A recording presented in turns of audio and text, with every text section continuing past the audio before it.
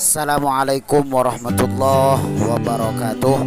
Siswa-siswi SMP kelas 8 yang Bapak sayangi, pembelajaran kita pada hari ini yaitu mengenai materi akidah akhlak, meneladani sifat-sifat mulia para rasul-rasul Allah Subhanahu wa ta'ala.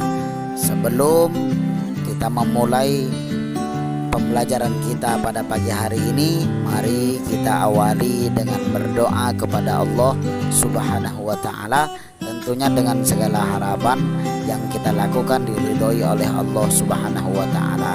Berdoa dimulai, selesai. Adapun tujuan pembelajaran kita pada hari ini, yang pertama, peserta didik dapat memahami pengertian iman kepada Rasul dengan baik dan benar. Kemudian peserta didik dapat menunjukkan dalil beriman kepada Rasul dengan baik dan benar. Kemudian yang ketiga, peserta didik dapat menyebutkan nama-nama Nabi dan Rasul dengan baik dan benar. Kemudian yang keempat, peserta didik dapat menjelaskan sifat-sifat wajib dan mustahil bagi Rasul dengan baik dan benar.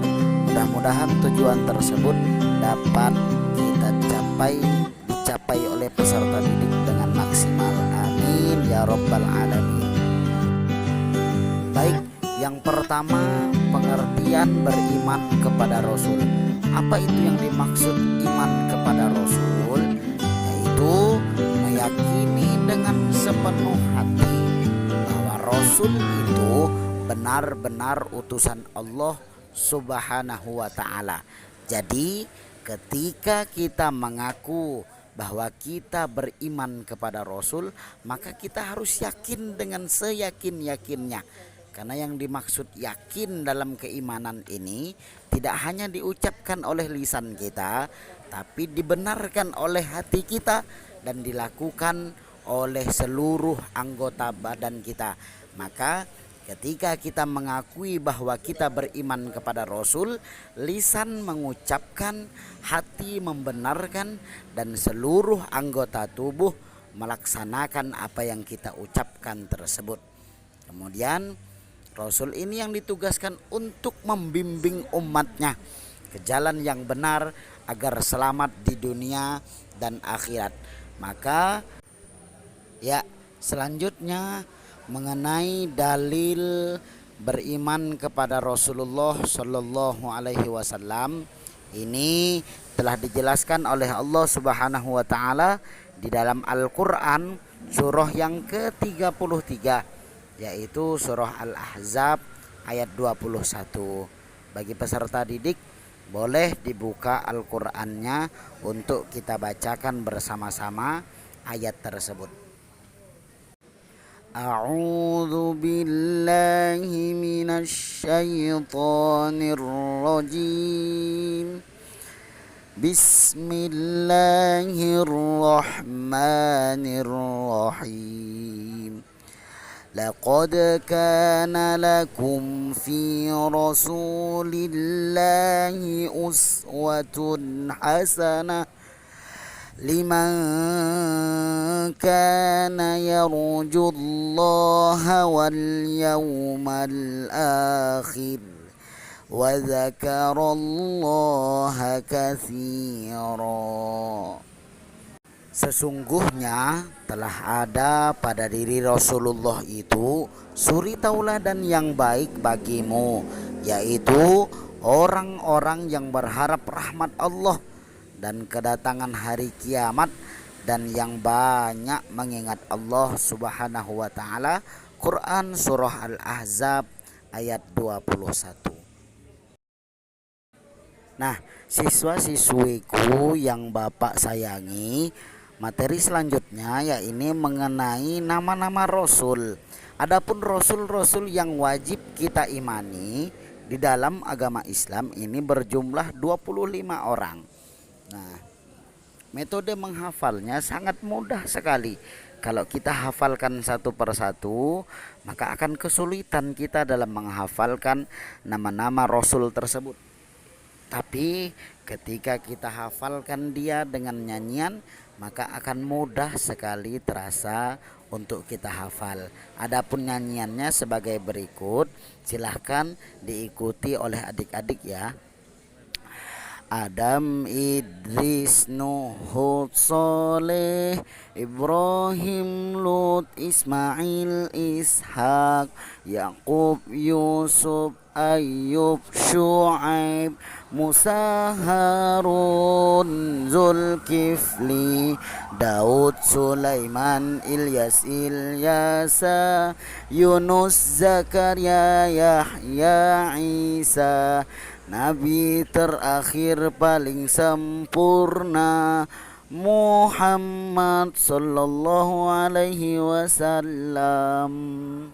Nah, itulah dia nama-nama Rasul yang wajib kita imani, yang berjumlah 25 orang. Baik, selanjutnya ya materi mengenai sifat wajib dan mustahil bagi Rasul. Yang dimaksud sifat wajib yang dimiliki oleh Rasul ialah sifat yang pasti dimiliki oleh seorang Rasul. Maka ketika status dia adalah seorang Rasul, maka sifat-sifat ini pasti ada di dalam dirinya. Apa saja sifat-sifat wajib bagi Rasul ini? Ada 4 sifat yang pasti dimiliki oleh seorang Rasul. Yang pertama, ada yang disebut sifat siddiq. Sifat siddiq, sifat siddiq ialah berkata benar. Maka seorang Rasul perkataannya pasti benar, tidak mungkin dia berbohong. Maka ketika kita beriman kepada Rasul, kita meyakini bahwa Rasul perkataannya pasti benar, dan kita pun sudah sepatutnya mencontohkan perkataan-perkataan dengan benar tersebut. Kemudian yang kedua adalah sifat amanah. Seorang Rasul sifatnya pasti amanah, yaitu dapat dipercaya. Karena seorang Rasul memegang tugas dari Allah, sehingga pasti dia dapat memegang amanah tersebut. Sifat wajib yang ketiga bagi Rasul yaitu sifat tabligh, menyampaikan. Seorang Rasul pasti punya sifat menyampaikan apa yang menjadi tugasnya dari Allah Subhanahu wa taala, yaitu membimbing umat-umatnya ke jalan yang diinginkan Allah Subhanahu wa taala. Sifat wajib bagi Rasul yang terakhir yaitu fatonah, yakni cerdas. Seorang Rasul pasti memiliki akal yang cerdas yang dititipkan oleh Allah Subhanahu wa taala. Selanjutnya sifat yang mustahil bagi Rasul, yaitu sifat yang tidak mungkin dimiliki oleh seorang Rasul. Ini tak mungkin sekali sifat ini ada pada Nabi Adam sampai kepada Nabi Muhammad. Ada berapa sifatnya? Ada 4 juga. Yang pertama kizib, yaitu berkata bohong. Seorang Rasul perkataannya tidak mungkin bohong. Kemudian khianat, tidak dapat dipercaya. Seorang Rasul tidak mungkin tidak dapat dipercaya. Kemudian yang ketiga kitman, yaitu menyembunyikan. Seorang Rasul tidak mungkin punya sifat menyembunyikan, terlebih menyembunyikan firman-firman Allah yang Allah titipkan kepadanya untuk ia sampaikan kepada kita umat-umatnya.